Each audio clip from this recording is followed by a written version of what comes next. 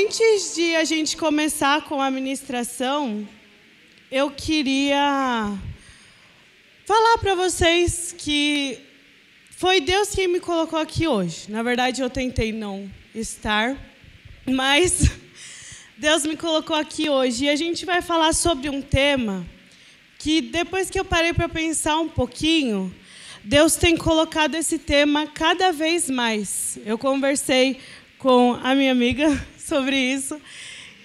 E ontem, obrigada, Sá. Ontem, para quem não pôde estar aqui, nós tivemos o Deeper. Igreja, não se engane, não é porque é um Ministério Rede que organizou que é só para o Ministério Rede. O meu pai convidou na última vez, o Deeper, ele é para toda a igreja. É um momento de buscar profundidade na palavra de Deus e na presença de Deus. E realmente foi isso. O tema foi Maranata. E a gente buscou essa expectativa, gerar essa expectativa nos nossos corações. E é sobre isso que nós vamos falar hoje também, sobre a vinda de Jesus. Isso foi falado também no último culto de jovens e vai ser falado no próximo também. E eu tenho certeza que Deus está preparando muito mais ministrações. Nas canções que a gente cantou hoje, a gente também falou sobre isso. Então, o Senhor está nos alertando algo no nosso coração. E não é necessariamente que Jesus vai voltar amanhã. Pode ser porque a gente está se esquecendo disso. Então, hoje a gente vai se lembrar disso. Quero convidar vocês a orarem para que a gente possa ter os nossos corações, os nossos ouvidos, as nossas mentes abertas para o que o Senhor quer ministrar, porque a ministração vai ser individual. O que Ele ministrar no seu coração pode não ser o que Ele vai ministrar no coração da pessoa que está do seu lado. Então, durante a ministração, não pense em fulano, pense em você. O que o Senhor está dizendo para você. Senhor, eu te agradeço, Deus, por essa manhã. Eu te agradeço porque a sua presença ela já foi feita durante toda a oração, o louvor. E eu peço que o Senhor continue nos tocando agora durante a ministração, que a gente possa ter entendimento daquilo que o Senhor quer trazer, que o Senhor possa guiar tudo aquilo que eu for falar e que venha do seu coração, Jesus. Em nome de Jesus, Senhor, que a gente possa entender aquilo que o Senhor tem colocado para nós, entender aquilo que nós precisamos mudar e o que nós já temos feito com excelência, Senhor. Em nome de Jesus. Amém. Antes de eu falar sobre a volta de Jesus, que vai ser o que eu vou falar, eu preciso antes falar sobre a fidelidade de Deus. Todos aqui creem que Deus é fiel para cumprir o que Ele promete? Amém. Em Números, capítulo 23, versículo 19, diz o seguinte: Deus não é homem para que minta, nem filho de homem para que se arrependa. Acaso Ele fala e deixa de agir? Acaso Ele promete e deixa de cumprir? Não. Ele nunca falou e deixou de agir. Ele nunca prometeu e não cumpriu a sua promessa. Por mais que Ele tivesse motivos, que nós olhássemos e víssemos, não, o Senhor tem motivo para não cumprir essa promessa. Ele cumpriu porque Ele é fiel àqueles que Ele promete. E isso é muito expresso durante toda a história da humanidade, desde Adão e Eva. Não teve uma coisa sequer que Deus tenha falado, que Ele tenha voltado atrás. Que Ele falou e Ele esqueceu de fazer. Passou batido, nunca. Ele cumpriu tudo o que Ele prometeu. E Abraão, ele tem um grande exemplo da fidelidade de Deus. Que é o quê? Ele estava muito preocupado porque ele não tinha filhos e ele falou, vou ficar sem descendência. E no Antigo Testamento era muito importante ter uma descendência. Era para você continuar o seu nome. Então, todos os homens queriam ter uma descendência e era muito preocupante que não tivesse. E ele já estava velho e não tinha um filho.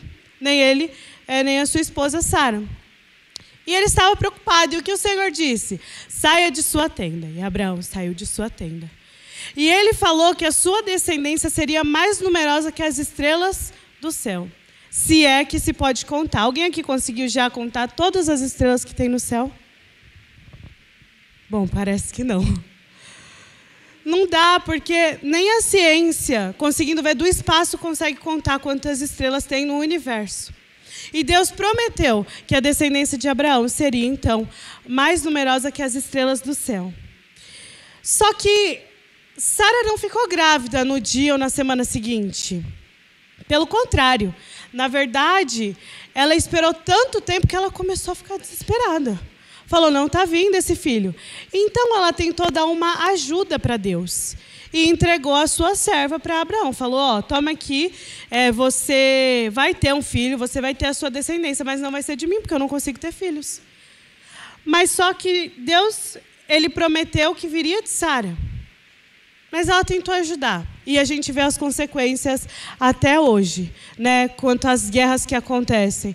É por causa dessa ajudinha, desobediência que Sara cometeu.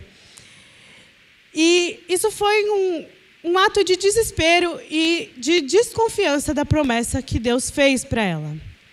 O que facilmente daria razão para que o Senhor tirasse essa promessa, então. Já que ela já deu um outro filho, então eu não preciso mais dar o que eu prometi. Né? Então, ele poderia tirar essa promessa porque ela já tinha dado outro filho através da serva dela. Mas que dizem Números? Que ele não é homem para que minta, nem filho de homem para que se arrependa. Ele não se arrependeu mesmo vendo o que Sara fez. E 25 anos depois da promessa, Sara dá à luz e o nome da sua promessa é Isaque. Demorou, mas foi, gente. Foi. Moisés também viveu uma promessa demorada. Ele foi chamado para libertar o povo da escravidão no Egito, não foi? E ele fez. O pessoal viu o que Deus fez com as pragas no Egito. Deus abriu o mar na frente deles, eles passaram em terra seca. Eles viram tudo isso, certo? Eles receberam comida dos céus. Maná que sustentava eles de forma que nada mais faria. Para onde que eles estavam indo? Eles estavam no deserto. Eles estavam vivendo tudo isso para ir a um lugar. A terra prometida. Que, como já diz, era um lugar onde Deus reservou para eles. Prometeu que eles teriam. E mesmo eles vendo tudo isso, foi em uma semana que eles chegaram lá? Eu perguntei para as crianças, aí eu falei que tinha demorado. Aí elas assim, nossa, foi o quê? 3 dias, 1 hora? Aí eu fiquei, nossa, coitadas, na hora que eu falar.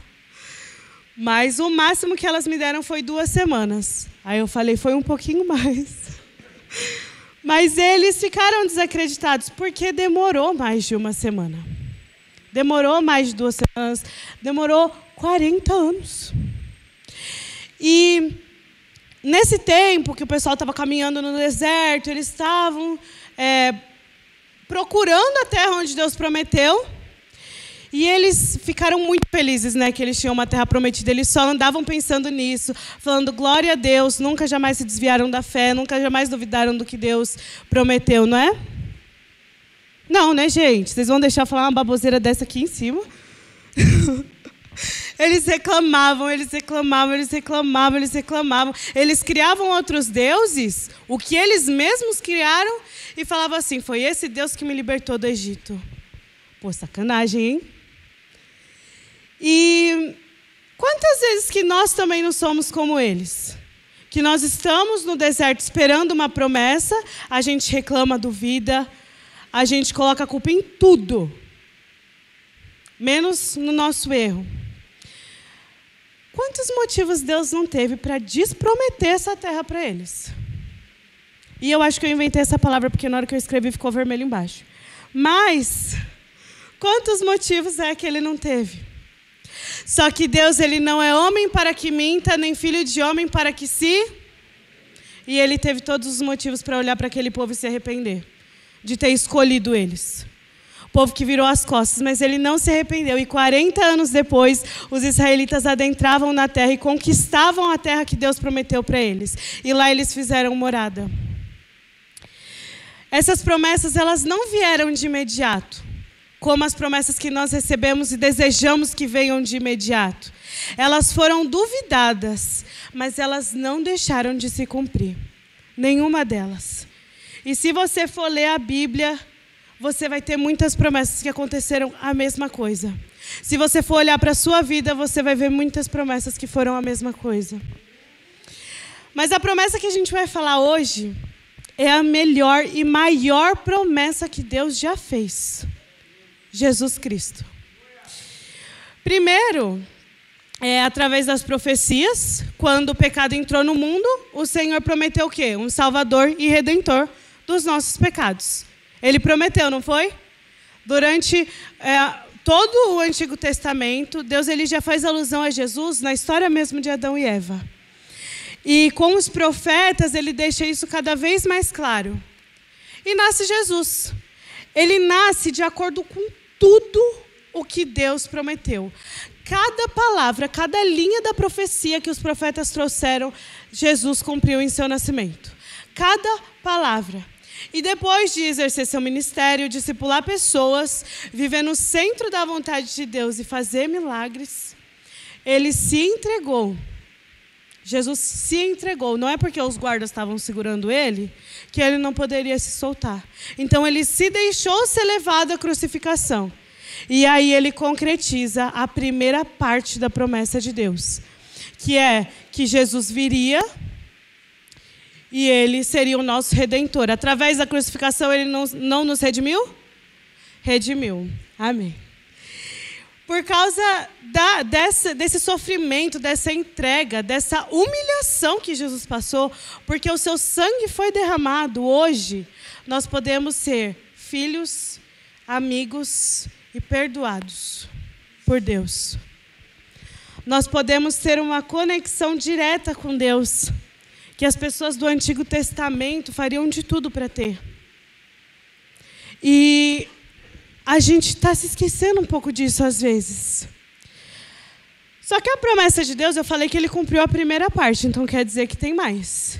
Tem duas partes. E ela não se encerrou aí. Porque Jesus não ficou morto. Jesus está vivo.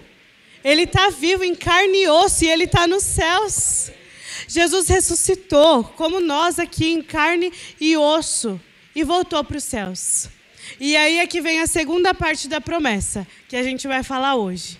Essa promessa ainda há de se cumprir. Jesus vai voltar. E a gente tem o costume de ser como Abraão, Sara, os israelitas, de duvidar dessas promessas. De olhar e falar, ok, faz aí mais ou menos 2024 anos de que Jesus nasceu. Então faz mais ou menos 2000 anos ali que ele morreu, ressuscitou e está nos céus. 2000 anos. Sara esperou 25 anos e ela já deu a serva para Abraão. A gente espera tudo isso, a gente desiste. A gente fala, não dá. Só que eu fiz uma pesquisa rápida, pode não estar muito correta a minha informação, mas meu pai me corrige. Que de Adão e Eva para Jesus Cristo foram aproximadamente, porque não tem como contar certinho, 4.000 anos. Mais ou menos. Então foram aí mais ou menos 4.000 anos. Imagina essas pessoas, contaminadas pelo pecado, esperando um tal de Messias que uns caras barbudos malucos estão falando que vão vir. Aí ele não vem. Está falando que há de vir, que está chegando, para se preparar, mas cadê? Teve um tempo que Deus ficou sem falar com os seres humanos, ele ficou sem mandar nenhuma profecia, e aí? Não há de vir nada. E houve de vir, e ele veio. E a gente costuma ser como as pessoas que a gente lê a história e fala, nossa, não acredito que Sara fez isso. Não acredito que os israelitas reclamavam recebendo maná. Mas onde é que a gente está diferente? A gente desanima muito fácil quando a gente demora para receber aquilo que nos foi prometido. Desanima muito fácil. Mas Deus, ele foi fiel para cumprir tudo o que ele prometeu no passado. E ele é o mesmo, fiel para cumprir tudo o que ele promete no presente e no futuro.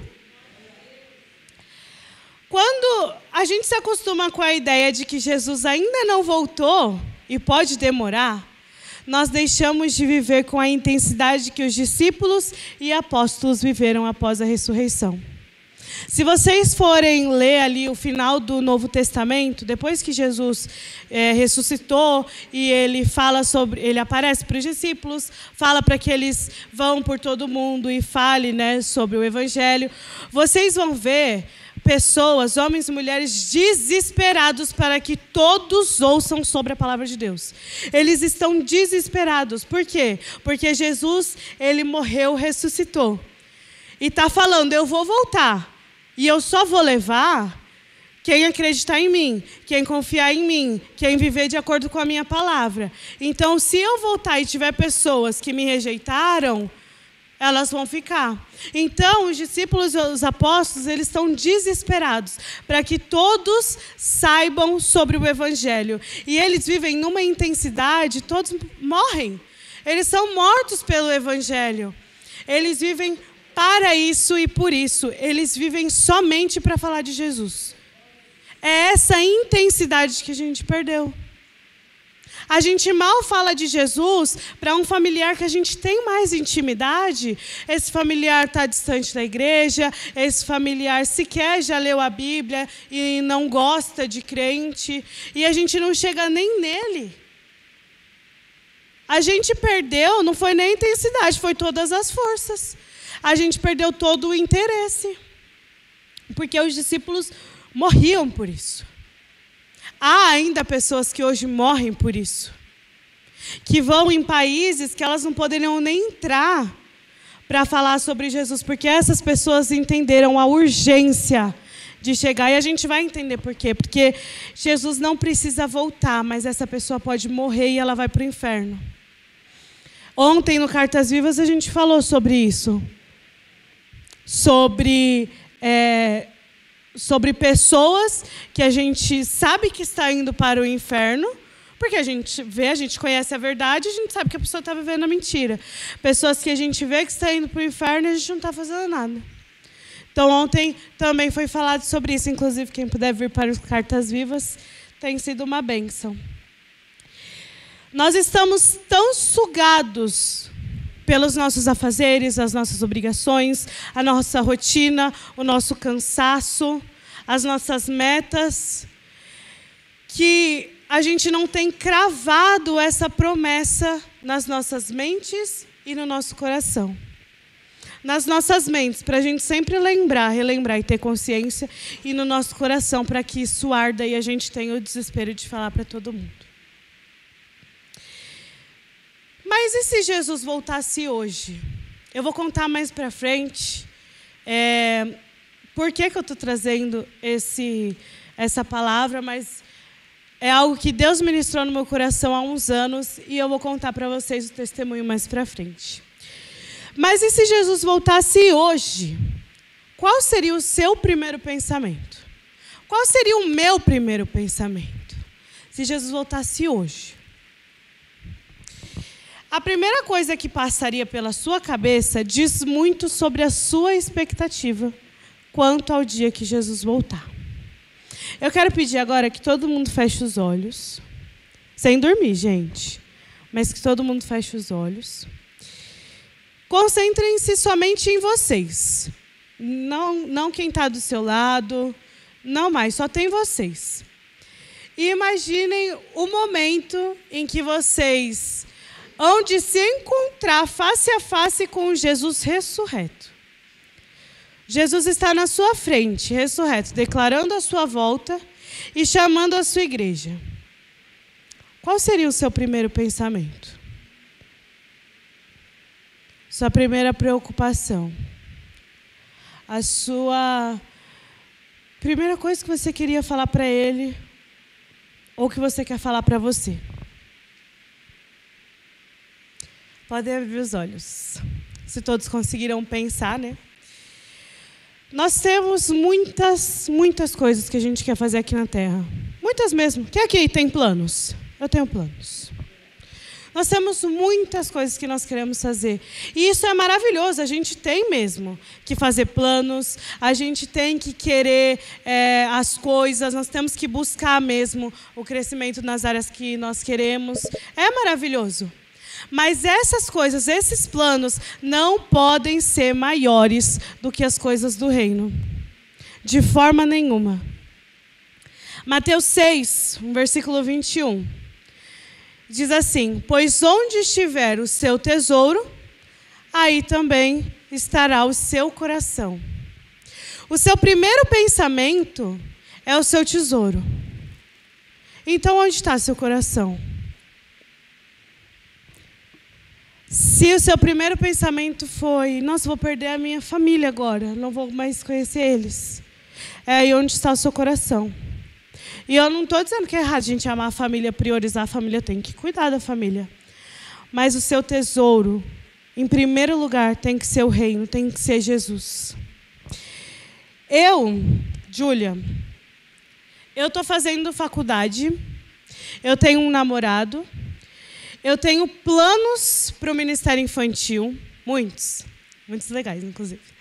Tenho planos para o Ministério Infantil e eu também quero muito viajar a vários países. Eu quero conhecer culturas, quero fazer tudo isso, quero muito mesmo. Mas o meu primeiro pensamento não pode ser a minha formação, profissão, os planos que eu tenho como psicóloga.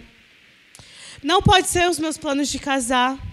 E nem as crianças que eu ainda quero alcançar, ou como eu quero fazer isso. As festas de Dia das Crianças que eu quero fazer. As ministrações que eu quero preparar. Nem as experiências que eu quero ter nas viagens que eu quero fazer. Porque viagem é experiência, né?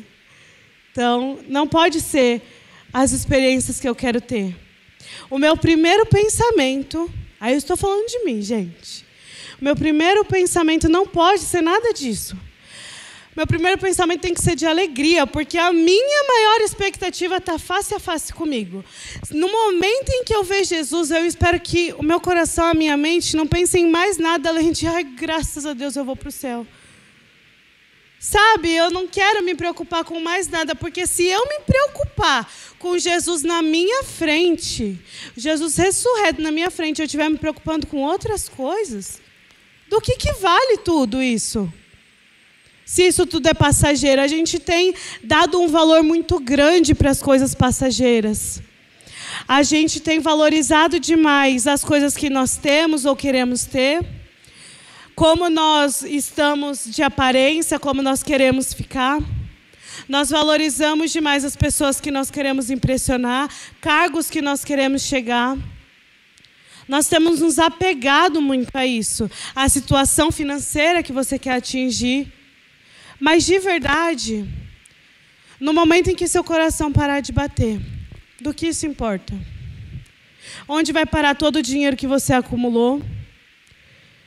Onde vai parar o corpo que você tentou buscar por tanto tempo dentro de um caixão? Onde vai parar todas as coisas que você comprou de doação para outra pessoa? Então, pouco importa todas essas coisas. É bom, sim, a gente buscar o que a gente quer, se você pode ter, se isso não vai te roubar. É bom você cuidar do seu corpo, sim. É bom você conseguir uma promoção no emprego, ter uma estabilidade financeira, até usar isso para ajudar pessoas. Isso é maravilhoso, gente. Isso é bênção de Deus. A gente também pede isso a Deus. Mas isso não pode ser a prioridade. Não pode ser o seu primeiro pensamento. Muitas vezes nós cantamos, né? Como o André falou aqui, graças a Deus que ele já falou que eu uso de exemplo. Porque eu gosto muito de falar sobre o momento do louvor. A gente canta muitas coisas, né? A gente canta na música Boa Parte: eu encontrei o meu tesouro, eu encontrei o bem mais precioso.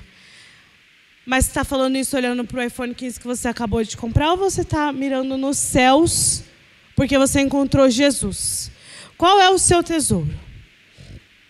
Então, você canta que você encontrou o seu teu tesouro.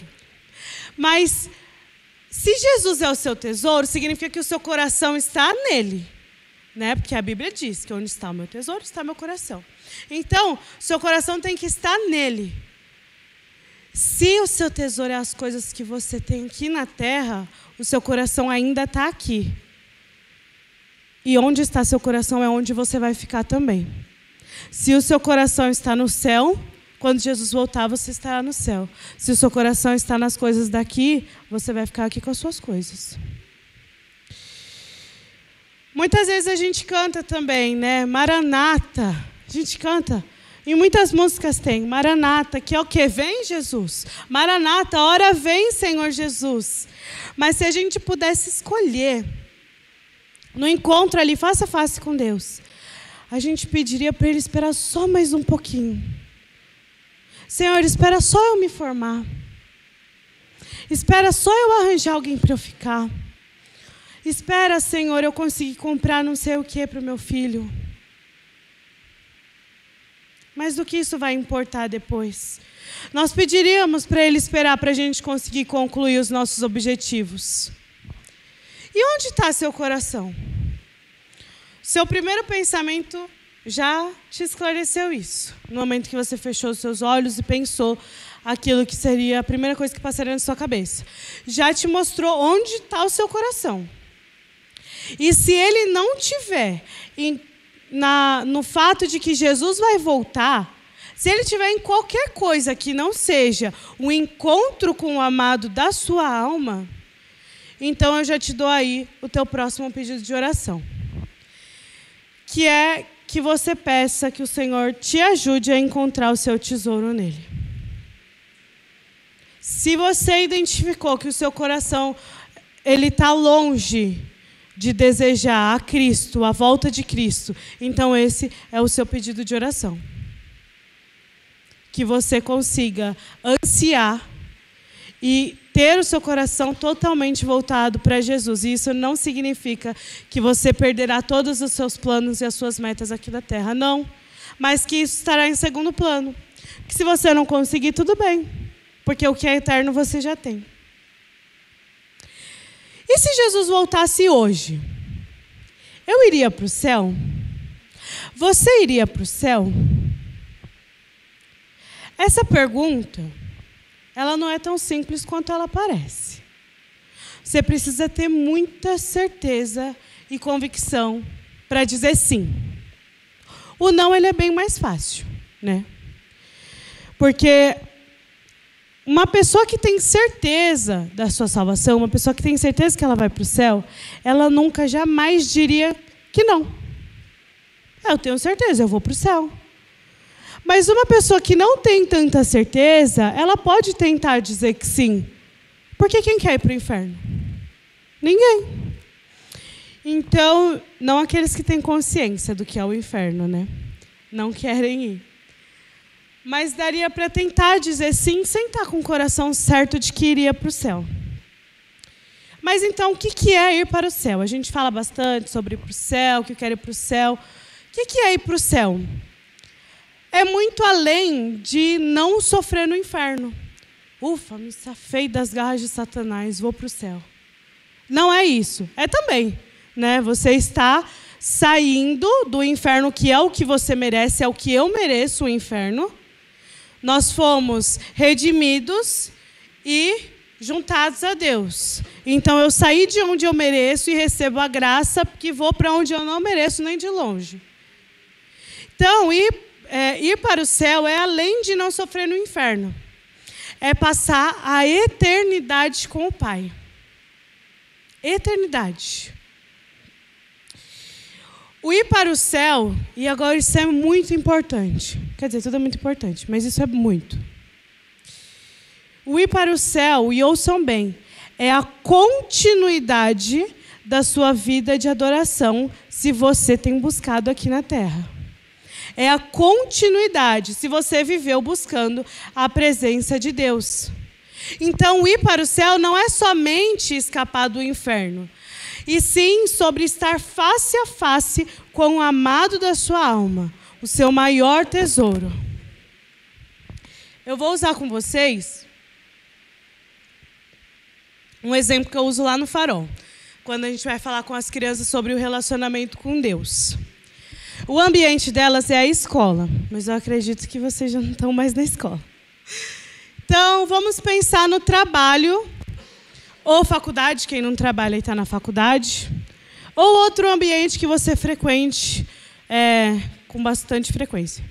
Então, Vou usar o trabalho. Você está lá no seu trabalho e quem é home office finge que tem um lugar e muitas pessoas, tá? Você está lá e tem uma pessoa que você acha ela mega simpática, só que você nunca falou com ela. Sei lá, o cabelo dela é legal, ela tem um estilo bacana que você olha e fala, nossa, queria ser amiga dessa pessoa. Só que você nunca fala com ela, você só acha ela muito legal. Você vê a forma que ela trabalha, é uma pessoa que faz tudo com excelência, é uma pessoa divertida, e você acha tudo isso dela. Você não conhece ela. Você observar ela todo dia, estar só ali no seu ambiente de trabalho, saber de cor as roupas que ela já usou, ou o estilo de cabelo que ela usa, faz de você uma pessoa próxima dela? Não. Você nunca falou com ela? Você só viu. Ela é muito bacana. Show. Sensacional. Mas você tem zero proximidade com ela. Inclusive, se você chegar falando com a maior intimidade, eu acho que ela nunca mais vai falar com você. Porque é esquisito. Mas, se você vê ela ali, e aí você fala com ela, uma ou duas vezes aí na semana. Você trabalha de segunda a sexta, você fala com ela na terça e na quinta, que você tomou coragem. Fala ali com ela. Às vezes você só fala na terça, às vezes você fala na terça e na quinta.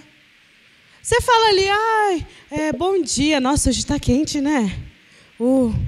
Tchau. É isso que você falou com ela, tá? Vocês podem conversar sobre o clima, nada muito assim sobre a vida. Você nunca pediria ajuda para ela, ela nunca pediria ajuda para você. Você falou ali com ela essas vezes. Agora que você fala com ela, vocês são melhores amigos? Não. Faz sentido essa pessoa casar e você ser chamado para ser padrinho dela no casamento? Não. Porque você não tem proximidade com essa pessoa. Então, não faz sentido você passar a eternidade com um Deus que você só conversa aos domingos numa oração tão rasa. Se você acha que não faz sentido essa pessoa te tratar com intimidade, se você não trata Deus com intimidade, Ele não vai te tratar com intimidade.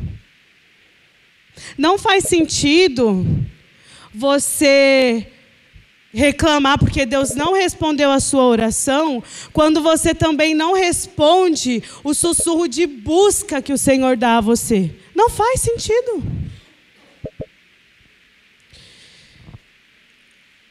E o Senhor, Ele clama pela sua presença.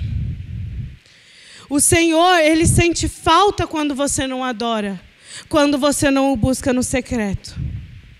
Se você não tratar a Deus como intimidade, quando Jesus voltar e você falar, Senhor, lembra que eu fui na igreja, eu orei das 9h50 até as 10. Ele vai falar, aparta-te de mim, eu não te conheço. Você provavelmente nem seria convidado para o casamento dessa pessoa do seu trabalho, quanto mais para ser padrinho, né? E uma das primeiras coisas que a gente pensa é sobre ir para o céu, quando a gente fala do Apocalipse. Se você não busca o Senhor agora, como que você pode desejar passar a eternidade com Ele? Se você não o adora em espírito e em verdade agora, como que você quer passar uma eternidade adorando Ele? Não faz sentido. Se você não faz nem agora, você vai ficar a eternidade fazendo isso? Porque você acha que a gente vai ficar no céu o quê? De férias, fazendo nada? Não, a gente vai estar adorando a Deus, conhecendo a Deus, mais próximos de Deus. Com certeza vai ser maravilhoso. Mas o céu, ele é lugar de continuidade no relacionamento e não de começo. A gente não vai estar lá para conhecer Jesus. É para continuar conhecendo Jesus. É para conhecer mais Jesus. E para eu continuar algo, ou conhecer mais de algo, eu preciso já ter conhecido um pouco antes.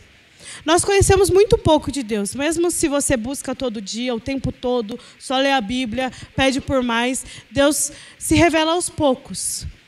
E a Bíblia diz que a gente vai passar a eternidade conhecendo Ele. Então significa que Ele tem conteúdo para a eternidade. Não ache que você já sabe o suficiente, porque você nunca vai saber o suficiente. E uma das primeiras coisas que a gente pensa, então, quando a gente fala de Apocalipse, é o juízo final. Se eu vou para o céu ou se eu vou para o inferno, né? E eu vou para o céu se eu tiver a salvação. Mas o que me garante a minha salvação? O encontro com Jesus e o que eu faço a partir dele. E a virada da chave na nossa vida é o encontro com Jesus. Acho que, sem dúvida nenhuma, o encontro com Jesus é o que faz a gente mudar a perspectiva da vida, trocar as lentes. Mas o que eu faço a partir desse encontro que eu tive com Jesus é também extremamente importante. Porque a forma que eu vivo depois vai dizer quem eu sou. Não adianta você ter um encontro com Deus, um encontro extraordinário com Cristo, e você não viver como nova criatura. Não adianta o Senhor ter me provado que Ele existe, Ele ter me mostrado maravilhas, eu ter visto a luz do céu, e eu viver como velha criatura, cometendo os erros que eu cometia antes, falando mal de quem eu falava antes, brigando com quem eu brigava antes. Não adianta nada, porque você não deixou o seu coração ser transformado. E o seu coração só é transformado se você permite e se você vai moldando ele também. O Senhor vai trabalhando e você vai fazendo. E não é fácil. Nós falamos sobre se Jesus voltar hoje. Mas e se você morrer hoje? Porque Deus ele pode demorar aí mais 3.000 anos para voltar. O Jesus, ele pode voltar na semana que vem. Ele poderia ter voltado ontem, a gente não estaria aqui conversando sobre isso. Ele pode voltar daqui 6.000 anos, mas você não vai viver até 6.000 anos. Talvez você não viva até nem 5 minutos. E você não sabe. Eu não sei se todos tiveram a oportunidade de estar aqui no dia 27, que foi o aniversário da nossa igreja. Eu estava com as crianças, mas depois, pelo aplicativo da minha igreja, eu assisti a ministração. Eu assisti a ministração que o César Cavalcante trouxe aqui. E ele falou uma coisa que eu fiquei assim. Quem não sabe quanto tempo tem pouco tempo. Quantas pessoas não estão sendo enterradas hoje com a agenda de amanhã cheia? Aí eu fiquei assim. Né? Aí eu fiquei meio tensa, porque é uma coisa, a gente não sabe quanto tempo tem para Jesus voltar, nem quanto tempo a gente tem para viver, né? Porque tem gente que morre jovem, bebê, tem gente que morre de velhice, de tão velho que ficou, tem gente que morre em acidente, tem gente que morre de doença. Você sabe quando você vai morrer? Eu não sei. E não me conta, que eu também não quero saber. Mas a gente não sabe. Então, se eu não sei quanto tempo eu tenho, é porque eu tenho pouco tempo. E eu preciso agir em direção ao que eu preciso fazer. Quantos planos podem nunca ser realizados por causa de uma morte abrupta? Que chegou do nada, que ninguém esperava, a pessoa não estava nem doente, teve um ataque cardíaco e morreu. E essa pessoa tinha muitos planos. Essa pessoa tinha uma mesa reservada num restaurante na quinta-feira e morreu na terça. Essa pessoa não falou o que ela deveria ter falado para alguém e ela morreu. Então, se Deus te chama para fazer algo, para falar algo, vai porque você não sabe quanto tempo você tem. E melhor, vai porque você tem pouco tempo para fazer isso. E, de fato, a vida humana é bastante pouco tempo. Pouquíssimo tempo. A vida humana é pouquíssimo tempo. O momento da sua morte é o momento em que Jesus volta para você. Se você não viveu o suficiente para ver Jesus voltar, você foi para Ele. Então, se Jesus não voltou, você morreu. E aí como que faz? E se você morresse hoje? Como que ia estar? Você ia estar preocupado demais com outras coisas? Você ia estar tão preocupado que você não teve tempo de buscar a Deus? Não teve tempo suficiente? A gente tem tempo pra caramba. Então, a sua morte também é a volta de Jesus para você. Porque assim que você morrer, você só vai saber na hora que você estiver no céu ou no inferno. Né? Porque aí você vai ver que acabou mesmo e Jesus já voltou. E se Jesus voltasse hoje? Eu saberia porque eu tenho buscado a Deus. E ter conseguido identificar qual que seria o seu pensamento lá no começo, ao ver Jesus voltando, também te revela a intenção do seu coração ao buscar a Deus. E não precisa fechar o olho agora, mas com a mesma sinceridade que vocês se analisaram no começo. Analisa também outra coisa. Você tem orado, jejuado, você tem lido a Bíblia por amor a Deus? Por medo? Ou por interesse? Você busca por medo de ir para o inferno, para que Deus te dê o que você está precisando, ou porque você não consegue viver fora da presença de Deus? Porque a sua alma, se está longe de Deus, ela clama mais e mais e mais e mais. E quando ela está na presença de Deus, ela clama mais e mais e mais e mais. Qual tem sido o seu objetivo na busca? Sobre o ter medo de ir para o inferno, a gente acabou de falar, né? Que se esse é o seu único objetivo, seu coração ainda não teve um encontro com Jesus ou não entendeu o Evangelho. Porque você buscar a Deus por medo de ir para o inferno, você vai. Porque esse não é o objetivo. E o que você tem feito por medo de ir para o inferno? Você tem orado 20 minutos no domingo? Porque meia hora é muito tempo. Não consigo orar meia hora, é muito tempo. Você vai conseguir conversar com Deus, então, pela eternidade, porque a oração é uma conversa. E se está no interesse das coisas que Deus tem para te dar, tenho uma boa e ruim notícia para você. É que o Senhor, Ele ama nos abençoar. Nossa, Ele ama abençoar seus filhos, Ele ama cuidar de nós, suprir as nossas necessidades, Ele ama de verdade. Ele ama se mostrar presente em cada detalhe da sua vida. Só que o nosso interesse deve estar nele e não nas mãos dele, nas coisas que Ele vai nos entregar. E na música Nada Mais fala o quê? Não vim atrás de bênçãos. Jesus não deves nada para mim. Então eu vim buscar, não atrás de bênçãos que eu posso receber. Porque Jesus não deve nada para mim. Eu devo tudo a Jesus. Eu devo absolutamente tudo a Jesus. E Ele pede o meu coração. E se nem isso eu estou entregando, como que eu quero pedir algo em troca? Mais do que tu podes fazer, só quero a ti. Então, mais do que as bênçãos que o Senhor pode fazer na minha vida, eu quero a tua presença. Eu só quero a ti e nada mais. E a gente canta isso, porque a gente conhece a música. E a gente canta, mas o nosso coração verdadeiramente não quer nada de Jesus?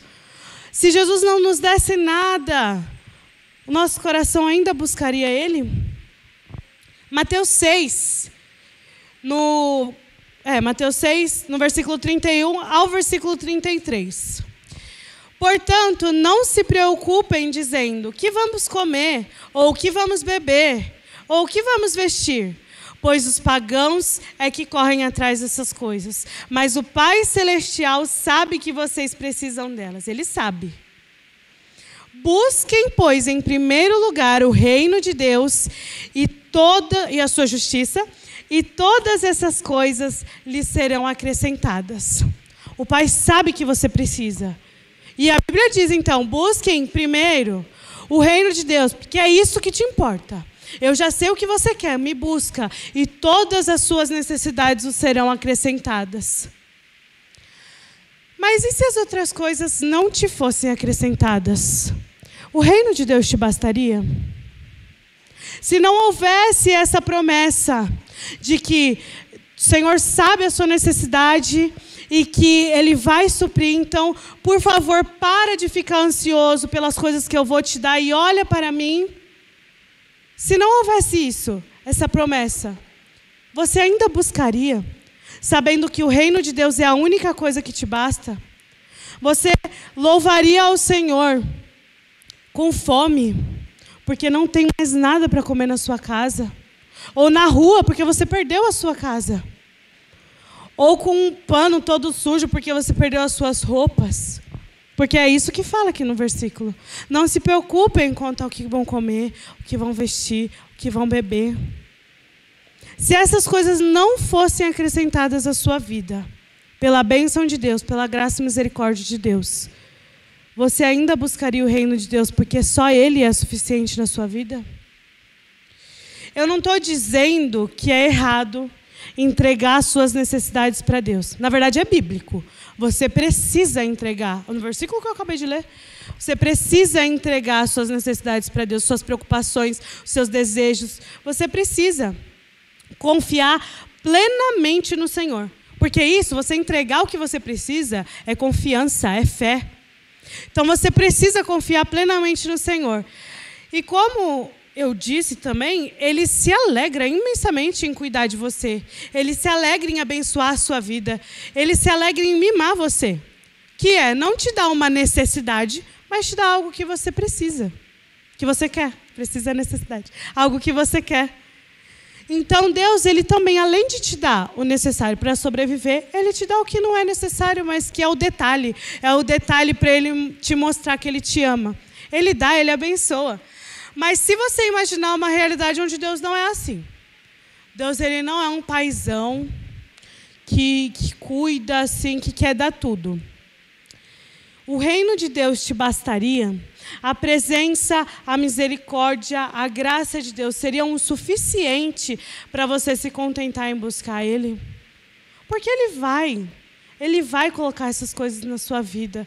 Mas se você mudar o foco, se você olhar as bênçãos que o Senhor está te entregando e não para o Senhor, você para de receber bênção. E aí você vai parar de buscar. Porque você já não está mais recebendo. E é por esses motivos que as pessoas procuram outros deuses. É por esses motivos que os israelitas construíram deuses. Mas a bênção não cessou para eles. E a bênção não vai cessar para a gente, se o nosso coração estiver voltado ao nosso tesouro, que é Jesus. Então, se Jesus voltasse hoje, você saberia porque você tem o buscado. E se o teu foco for outro, mais um pedido de oração. Estou falando para vocês conversarem com Deus. Que a sua visão seja reajustada, que o seu interesse seja reajustado. Nós temos sim que buscar Deus com interesse na sua presença. Com interesse em conhecer mais dEle, interesse em viver experiências inigualáveis com Deus. E eu falei para vocês no começo que eu ia contar o porquê que eu estou ministrando aqui hoje. E essa ministração, ela foi colocada no meu coração em 2021. Há 3 anos atrás. E era pandemia ainda, né? Estava fechada. Acho que reabriu no final de 2021 as coisas, né? Mas ainda estava fechado, então devia ser o começo. E eu tive uma experiência com Deus, assim, extraordinária. Eu acho que eu já tinha tido um encontro com Jesus quando eu era criança, porque eu tive a oportunidade de crescer na igreja e sempre poder ir aprendendo, então eu busquei. Mas assim, eu tive um encontro criança e vai esfriando, né? Se você não cuida de um relacionamento, ele esfria. E em 2021, eu tive um reencontro com Jesus. Uma experiência maravilhosa com Deus. E aí eu percebi que depois dessa experiência, o meu coração, ele inflamou. E eu buscava, e eu lia a Bíblia de uma forma que eu nunca tinha feito antes. E eu enchia a orelha dos meus pais, porque eu queria falar de Jesus, eu queria perguntar da Bíblia, eu queria ver meios de evangelização, eu queria fazer tudo. Tipo, a gente fazer um comunicado oficial, todo mundo ouve ao mesmo tempo, todo mundo fica sabendo de Jesus, e aí Jesus volta logo. Eu estava assim, desesperada. Eu estava desesperada para que todos conhecessem o nome de Jesus. E eu fui percebendo que, ao longo do tempo, eu continuei buscando e tal, tudo mais. E vai esfriando, se você não alimenta. Todo momento da nossa vida com Deus, a gente tem que tomar cuidado para não esfriar. Por causa disso. Porque a gente vai viver esse primeiro amor, e aí a gente se acalma. A gente se acostuma com a presença. A gente se acostuma com Deus falando o tempo todo, você recebendo. Eu tinha muitos sonhos, então, estava muito legal. E estava tudo bem. Então, não fazer o devocional um dia, esquecer de orar, tudo bem. Só que isso vai afetando, né? E aí, eu percebi que eu só tinha esse fogo de novo, eu só tinha essa vontade de novo, essa consistência, essa perseverança, quando na minha cabeça eu tinha consciência do mundo espiritual. Quando na minha cabeça eu lembrava, nossa, Jesus vai voltar, e agora? Meu Deus, e se ele voltar e eu não tiver feito isso e aquilo, ele me pediu para fazer isso e eu ainda não fiz, e se ele voltar agora e não sei o quê. Então, eu percebi que quando eu tinha essa maior consciência, eu voltava a buscar. Então, o que eu fiz? Na verdade, eu acho que foi a ideia do Espírito Santo, hein? Vou dizer para vocês. Eu peguei no meu quarto e eu escrevi num post-it. Eu escrevi, e se Jesus voltasse hoje? E eu coloquei num quadro de camurça? Camurça? Quadro de marrom. De negócio marrom. Eu coloquei nele porque eu... Cortiça, camurça deve ser outra coisa, que eu nem sei o que é. Mas eu coloquei nesse quadro, porque como eu fazia aula online, ele ficava do meu lado, eu veria ele todo dia, praticamente o dia inteiro. Então, esse post-it me lembrava, ei, Deus prometeu, ei, Jesus está voltando. E eu passava o dia assim, se Jesus voltasse hoje. Por quê? Eu acordava, e eu pensava, tá, e se hoje fosse o dia da volta de Jesus, como que eu agiria? Com certeza, eu não cometeria tal pecado. Com certeza, eu não arranjaria briga. Com certeza, eu faria aquilo que ele me pediu, porque eu quero que ele volte e veja, nossa, que filha aplicada. Então, eu agiria dessa forma. Certo? E quando eu ia dormir, eu pensava, nossa, se Jesus tivesse voltado hoje, será que ele teria me visto fazendo tal coisa? Bom, ele viu, né? Mesmo sem voltar. Mas, será que ele teria olhado para mim e falado, nossa, você podia ter sido melhor, hein? Eu te falei tanta coisa. Ou será que ele teria falado assim para mim, nossa, filha, eu estou muito feliz que você fez o que eu te pedi. Eu estou muito feliz. Então, eu ia dormir pensando nisso. E até eu ia dormir pensando assim, se ele voltasse agora enquanto eu estou dormindo, será que eu acordaria aqui? Ou lá no céu? De acordo aí com o meu dia, né? Então, o que eu pensava? Eu preciso viver o meu chamado, não me apegar às coisas do mundo, mas me apegar ao reino e saber que ele é o suficiente. Então, eu dormia e acordava pensando isso. E, gente, esse pensamento, um único post-it no meu quadro de cortiça. Esse único post-it mudou completamente a minha vida. Porque não é o papel que está escrito, mas é na minha cabeça e no meu coração. Mudou, porque então eu deixei de esquecer a promessa que Deus me deu, que é o que Ele deu para vocês também, para todos nós. Ele falou que Jesus voltaria. E é isso que nós vamos celebrar hoje, não é? Até que ele venha. Mas só que a gente não pode lembrar só no primeiro domingo do mês, porque se ele chegar na terceira, quarta-feira do mês, a gente vai ter esquecido? Se Jesus voltar amanhã, muita gente já vai ter esquecido. Vai ter tomado a ceia até que ele venha e passou daqui e já esqueceu. Mas a partir do momento em que você toma essa consciência e você vive, sabendo que Jesus ele vai vir, você não vai viver da mesma forma. Quando você for cometer o pecado, você vai lembrar, e se Jesus voltasse agora? Que eu estou aqui mentindo para fulano. E Jesus aparece na minha frente. Aí lascou, né? Você quer aparecer assim para Jesus? Então, se você pensa que a todo momento Jesus pode voltar, você cria consciência de que Jesus já está com você. Porque Ele é onipresente. Então, se o Espírito Santo está com você, você não quer estar fazendo algo que não seja para a glória de Deus. Se você toma consciência de que você está acompanhado do Santo dos Santos, do Rei dos Reis, você não quer fazer nada que não seja para a glória dele. E a fase do primeiro amor com Cristo, ela é uma delícia. Ela é maravilhosa. Só que ela não precisa ser uma fase que é vivida só uma vez. Só quando você se converte, só quando você tem um encontro. Ela precisa ser vivida a vida inteira. E ela precisa ser reavivada a cada dia.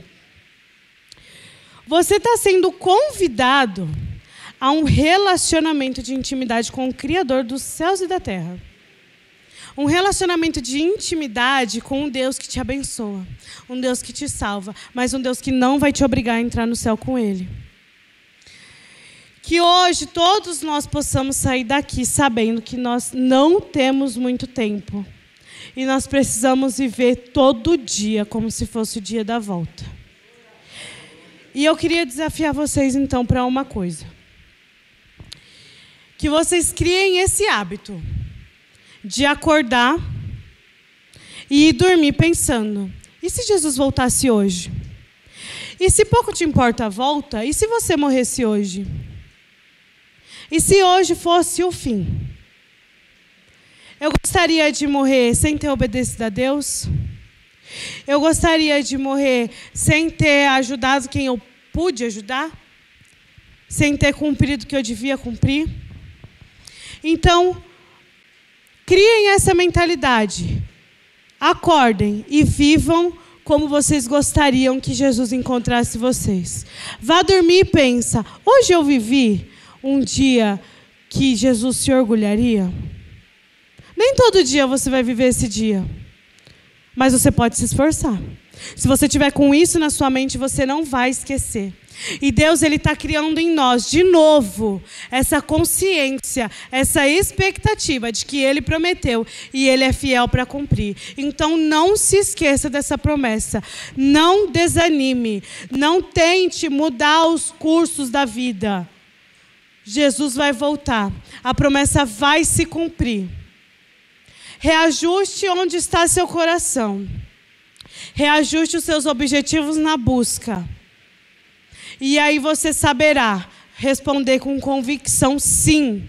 Quando alguém perguntar, ué, mas você vai para o céu? Sim. E o céu não é só sobre a sua salvação. Mas você tem que ter o desespero, o anseio, a urgência que os discípulos, os apóstolos tiveram quando Jesus ressuscitou. É urgente. É urgente, a promessa há de se cumprir. E se a gente se esquecer, não adianta vir aqui no primeiro domingo arrumado lindo e tomar o suco de uva e comer o pão. Porque você esqueceu que Ele vai vir. E não tem como você comemorar algo até que Ele venha se você nem acha que Ele vai vir. Então que a gente possa criar essa consciência, essa mentalidade e viver todo dia na expectativa de que Jesus vai voltar. Se Jesus voltasse hoje, você estaria feliz? E eu quero orar com vocês agora.